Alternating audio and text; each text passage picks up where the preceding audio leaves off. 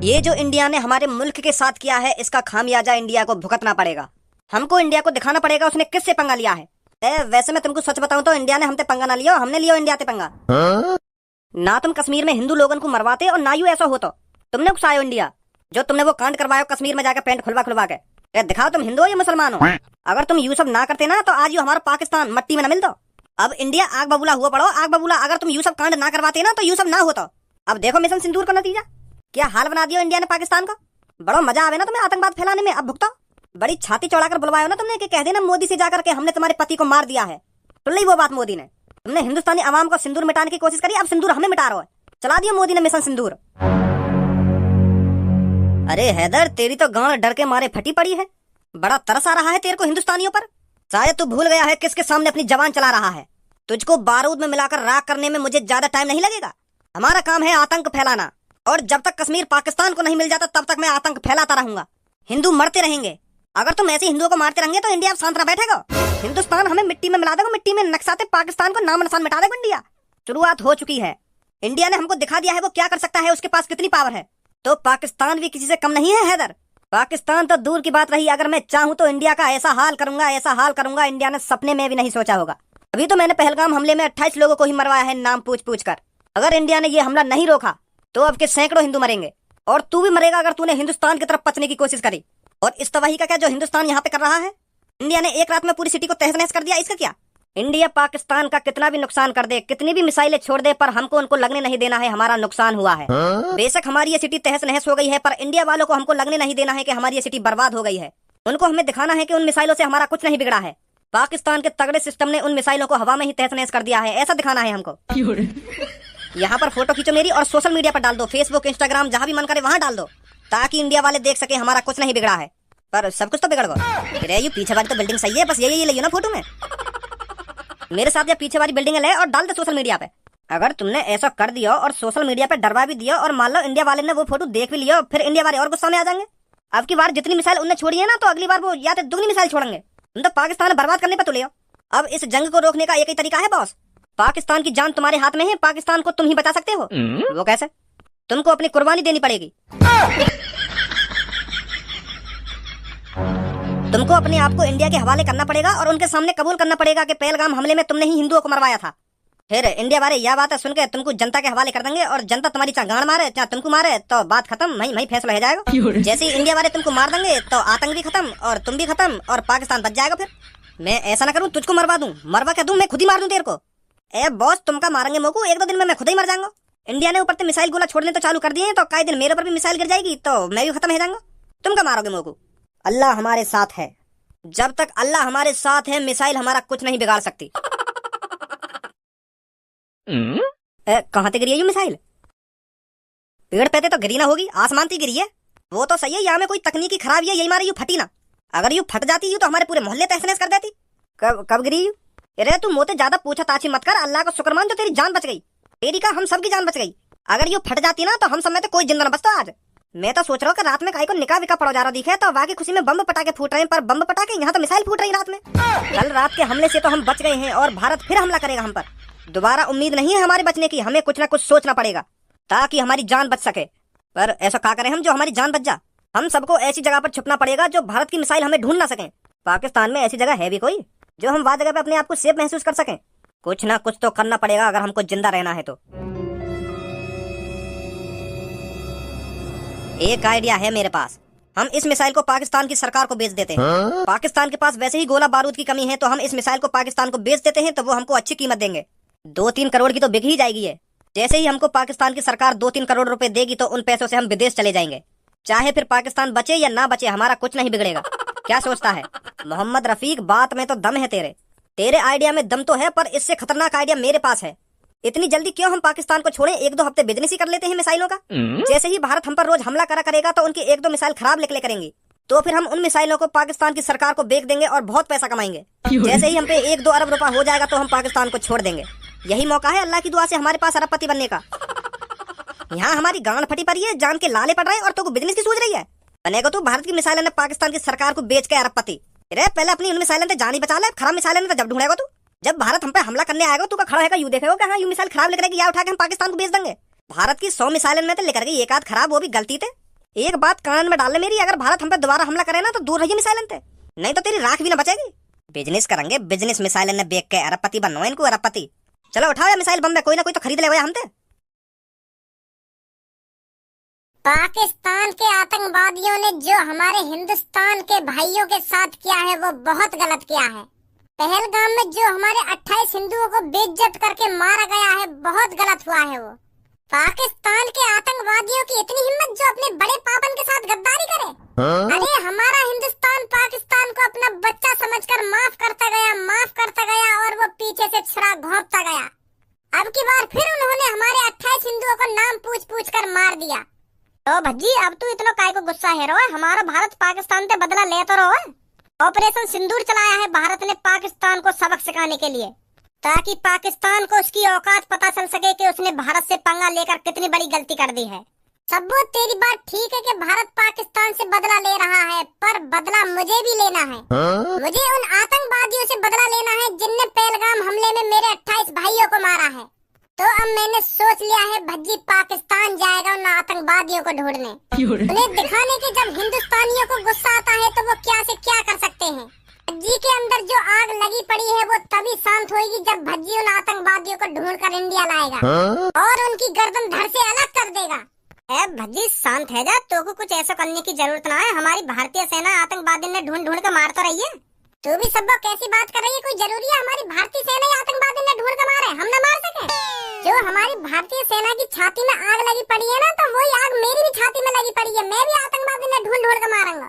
भज्जी पाकिस्तान जाएगा और उस आतंकवादी को पकड़कर इंडिया लाएगा, फिर मैं उसकी पैंट उतरवाऊंगा, फिर मैं उससे पूछूंगा दिखा अपनी टुनटनी, ये तू हिंदू है या मुस्लिम? पर मैं बातें इतना कुछ पूछूंगा काय को, जब मुझे पता हो यू आतंकवादी है तो मैं वाली पैंट वेंट काय को उतरवाऊंगा, मैं सीधी वाली गर्दन धड़ से अलग कर दूंगा। जब उस आतंकवादी की गर्दन धड़ से अलग होगी तब भज्जी उसके खून से नहाएगा, तब भज्जी की छाती की आग ठंडी पड़ेगी, समझी सबको? ताकि आतंकवादियों को पता लग सके कि भारत में भज्जी नाम का भी कोई रहता है जो पाकिस्तान में घुसकर आतंकवादियों को पकड़ के ले जा सकता है और हिंदुस्तान में जाके उसकी गर्दन धड़ से अलग भी कर सकता है। तब आतंकियों का हमला कम होगा, जब उन्हें पता चलेगा कि भज्जी नाम का भी कोई हिंदुस्तान में रहता है। भज्जी मोगू पता तू बहुत गुस्सा में, तू अंदर से आग बबूला हुआ पड़ो है, पर पाकिस्तान में जाके उन आतंकवादी ने ढूंढ कर लाना इतना आसान ना है जितना तू सोच रहा है। पहली बात तो पाकिस्तान में घुसना इतना आसान ना है। अगर तू बाई चांस कहीं ना कहीं से पाकिस्तान में घुस भी गया तो वहाँ से आना नामुमकिन है, नामुमकिन। तो पाकिस्तान की सेना ही मार देगी, तो वापस आन दे रही है फिर पाकिस्तान की सेना, तो आतंकवादी समझ के मार देगी वो। भज्जी को मारना इतना आसान नहीं है। तुमको तो पता ही है, मैं एक तरफ और 10-15 आदमी एक तरफ उनकी का भूख भरंगा मैं। जितनी मुंह में ताकत है ना उतनी 10 आदमी में ताकत ना, उन्हें मट्टी में मिला दूंगा मैं। वो बात तो तेरी ठीक है भज्जी, पर पाकिस्तान की सेना तोते लात घुसा से थोड़ी लड़ेगी। कैसे के हाथ में बंदूक होएगी, कैसे के हाथ में तोप होएगी, ऐसे लड़ेगी वो तोते। और तेरे हाथ में लौड़ा भी ना होएगा, फिर बता कैसे लड़ लेगा तू उनसे? सही ना कह रहा मैं सबको? हाँ सही कह रहा तू। मैं तो कोई सा सही ना बोल रहा, तुम सबकी गांड फट रही है, यही मारा मुझे रोकने की कोशिश कर रही हो तुम, पर मेरी गांड ना फट रही पाकिस्तान इनते। मैं छाती चौड़ा के पाकिस्तान के अंदर घुसूंगा और छाती चौड़ा के वहाँ आतंकवादी पकड़ के इंडिया में आऊंगा, समझो? जब सनी देओल छाती चौड़ा के अपनी सेटिंग ला सके हिंदुस्तान में, तो मैं वह आतंकवादी ढूंढ के न ला सकूं? तुम लोग सनी देओल के कम समझ रहे हो? फिल्मी दुनिया में और हकीकत की दुनिया में बहुत अंतर है, समझो? ए सनी देओल ले आए पाकिस्तान से अपनी सेटिंग है इंडिया में, चुप शांत बैठो रे तू घर पे, तुम्हें कुछ करने की जरूरत ना है, समझो? हमारे भारत के जवान सब संभाल लेंगे। भारत के जवान सब संभाल लेंगे, सब संभाल लेंगे। बस भारत के जवानों के भरोसे बैठे रहो तुम। घर पे बैठ के बस तुम बस गोदी मीडिया ही देखते रह करो, जो झूठ पे झूठ बोले जावे और बस झूठ पे झूठ सुन के तुम्हारी छाती चौड़ी है जावे कि हाँ उनने वो कर दिया ना उनने वो कर दिया। कि इंडिया ने लाहौर उड़ा दिया, कि इंडिया ने कराची उड़ा दिया, कि भारत की सेना पाकिस्तान में घुस गई है, पाकिस्तान खत्म कर दिया, और तुम उन खबरों में सुन के छाती चौड़ी करती जाओ अपनी। जब तक मैं पाकिस्तान में न घुसूंगा तब तक कुछ न होने वाला, और मैं पाकिस्तान में घुस के ही मानूंगा, समझे? भज्जी लेगा बदला। मिशन सिंदूर तो चल ही रहा और वहाँ चला एक और मिशन चलेगा, मिशन भज्जी। हौसला तो बढ़ाना भाई मेरा, कि जा भज्जी तू पाकिस्तान में घुस के ढूंढ के लगा आतंकवादी है, मने कर रहे हैं, मने मनोबल तोड़ रहे मेरा गणा फट्टू। ए धनुआ मोकू लगे भज्जी पागल वागल है वो दिखे, कहाँ पे यहाँ में एक संग आग सी लग गई इतनी? तुम जानो तो हतो भज्जी है, यू अपनी आंखन के सामने गलत हो तो ना देख सके, तो इतनी बड़ी चीज गलत है कि इंडिया में, तो वाह सुन के तो गुस्सा तो आएगी याकू। यही मारे आग बोला हेरो के मैं वो आतंकवादी ढूंढ के लाऊंगा, पाकिस्तान देना ढूंढ के लाऊंगा। ये मुझा के को कहाँ गयो यू, कहीं पता चले सच में पाकिस्तान पहुंच गयो। पापा मैं यूँ सोच रहा हूँ, मैंने आज तक जितना पैसा कमाया हो वहाँ का बिजनेस में लगा दूं। बिजनेस? किस तरह का बिजनेस? जैसे मॉल है गो या शहर में वैसे है भी ना आसपास मॉल, तो मैं सोच रहा हूँ मॉल खोल लूं।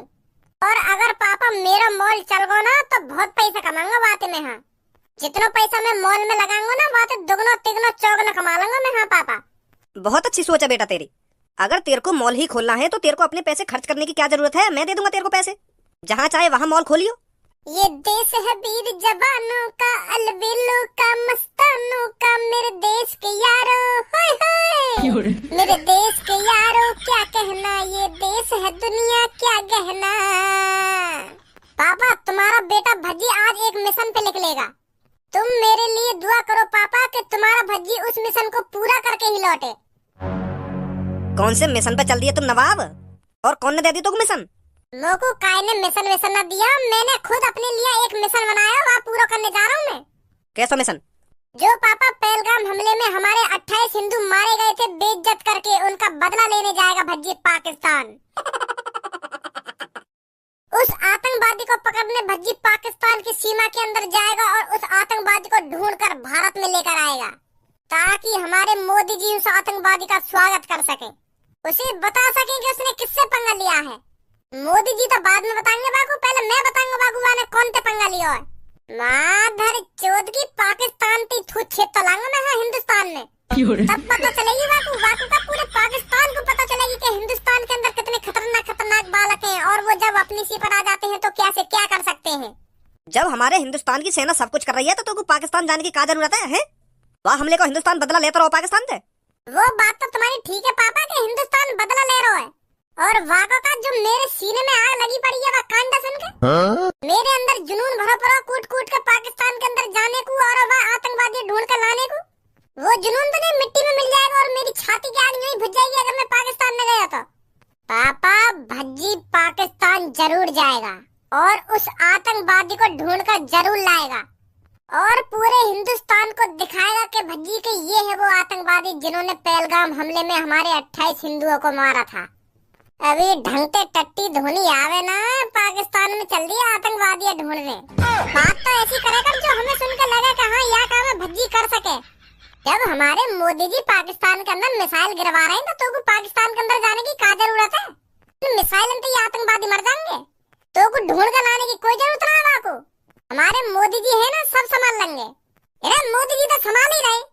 पहलगाम हमले में वो 28 लोग नहीं मरे हैं, मेरे 28 भाई मरे हैं, 28 भाई, और उन भाइयों का बदला भज्जी लेना चाहता है भज्जी। इसलिए भज्जी पाकिस्तान के अंदर जाएगा और उस आतंकवादी को ढूंढकर भारत लाएगा, तब उसकी थूत छेदेगा। और जब तक भज्जी पाकिस्तान के अंदर से उस आतंकवादी को ढूंढकर नहीं लाता तब तक भज्जी शांत नहीं बैठेगा। बड़े भैया तू ना समझ सके मेरे अंदर की आग है जो मेरे सीने के अंदर जली पड़ी है। तू नहीं समझ सकता उस जोश को जो मेरे अंदर कूट कूट के कह रहा है कि उस आतंकवादी को ढूंढ के ला भज्जी। तुम गणपट्टू लोग कैसे समझ जाएंगे ये बात? मर्द समझ सकता है, सिर्फ मर्द। तुम तो बस घर में बैठ कर टीवी देख सको कि मोदी ने वो करवा दिया वो करवा दिया। ओए अब तू ज्यादा ना बोल रही है, खड़ा है क्या कुछ? चलो अब तुमसे मैं ज्यादा न बोलूंगा, बस तुम मेरा एक छोटा सा काम कर दो, मोको 2-2.5 करोड़ रुपए दे दो। हाँ जल्दी से। पहले मोको उन 2-2.5 करोड़ रुपए से एक AK-47 खरीदनी है और एक तोप भी खरीदनी है और कुछ 5-6 ग्रेनेड, तो बहुत है। स्मोक भी खरीद लूंगा एक आध। कहीं कुछ पाकिस्तान में गड़बड़ है गई मेरे संग तो बम बम तो छोड़ दूंगा, बच के निकलता आऊंगा मैं वहां से आतंकवादी पकड़ के। ऐसी बात है पापा? ए पापा तुम भी इतनी देर से यहाँ की बकवास सुने जा रहे हो, यूं बकवास करते जा रहे हो और तुम सुनते जा रहे हो। यूं ना दो कान पे लगाने आके तो थूत पे आके अभी पाकिस्तान जाने का भूत उतर जाएगा। यहाँ को मजाक समझ रहे हो? तो पाकिस्तान जाने को मजाक यहाँ को अभी यूं बात ना पता, पाकिस्तान के अंदर यूं जैसी कदम रखेगा ना तो यहाँ पे बम गोला छूटने चालू हो जाएंगे। हाँ यूं पहुंच जाएगा पाकिस्तान में, या बॉर्डर पे राख कर देंगे। अगर तुम्हार भैया को पाकिस्तान के अंदर जाने को दम ना है तो और कहीं भैया की तो गांड मत फाड़ तू। तो पाकिस्तान के बॉर्डर पे बम गोला छूटने चालू हो जाएंगे ना, चालू हो जाएंगे। अरे तेरी तरह कमजोर दिल का नहीं है भज्जी, और अब भज्जी ने सोच लिया है तो पाकिस्तान के अंदर जाएगा भी और उस आतंकवादी को पकड़ कर लाएगा भी, समझा? और अब तुम मेरी बात समझ ले, चुपचाप या कमरा के अंदर से बाहर निकल जा, तुमको अभी 2-3 करोड़ रुपए दे दूंगा मैं। ऐसे मत कहो यार पापा, है मैंने बड़ी मुश्किल से तो पाकिस्तान में जाने की प्लानिंग बनाई है, और तुम यहाँ सपने पे हैं पानी फेरे जा रहे हो हैं। तुम्हें पता है मेरी छाती के अंदर कितनी जोर की आग लगी पड़ी है, कितनी गुस्सा आ रही है मुझको वाह बातें सुनकर, जब हमारे 28 भाई मरे हैं उनका बदला ही तो लेना चाहता है भज्जी। है पापा, दे दो 2-3 करोड़ रुपए।